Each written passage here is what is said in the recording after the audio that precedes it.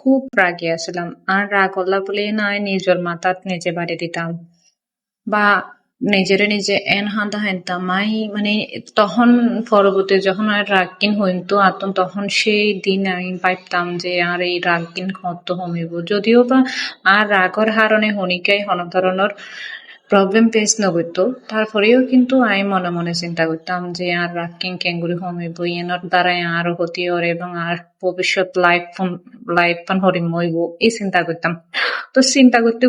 করতে আই মানে এক সময় এক পর্যায়ে যাই না আই মানে আই বিয়ে অনর পরে আর হাজবেন্ডের মানে এই জিনিস বেশি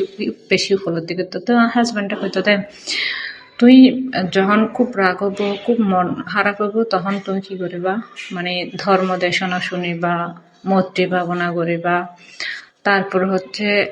যে গিন তুমি পইন ওর বলতে তুই এন হইবা না বলে এই হষ্ট গিন ওরলা বলি না আই দায়ী আই আসি বা আই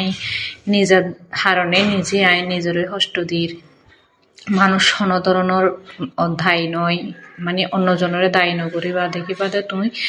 অটোমেটিকলি মনের মধ্যে শান্তি ফিলে যাবা কই আর নিজে নিজে কি করিবা মানে তোমার যে প্রবলেম ওর তোমার মাথার যে প্রবলেমটা ওর ইন লইনে তুমি খুব ভালোভাবে ফেস করতে পারিবা বা সঠিক করতে পারিবা সিদ্ধান্ত লইতে পারিবা। তো এই হতা কিনা আর খুব মাথার ঘুরতো তো একসময় আই রুলস ইনো ফলো করি এখন বর্তমানে যদিও বা তোমার দাদার এই হতা কিনা আর খুব হাজার লাগে এখন বর্তমানে বিশ্বাস করানো হয়নি মানে আর ডাকতে যদি কেউ এখন গালিও দেন না এতন এক পোড়া রাখ নয় এতন শুধু আসি আই মুখকি আসি আই কেউ যদি আর হতিও করেন না এতন কোনো ধরনের কষ্ট নলায় এন মানে আই খুব সহজে মানে করতে পারি হ্যান্ডেল করতে পারি। তো আর তাছাড়া আগেও দে ভাবতাম যে মানে কেউ কেন করে কষ্ট দি হত হইলেও আয় তো ইন্দুসান করি ঘুরি কেন আরো কষ্ট দেরেন হয়ে না খুব খাটনা করতাম কিন্তু এখন কষ্ট হইবে ভিতরে এন ভাবে আঘাত না করে যে মানে আর কষ্ট হইবে লাগিবার মতো এরম কোনো ধরনের আঘাত নাই না পাই। তো এই হতাগানো ভয়ানোর একখানি অর্থ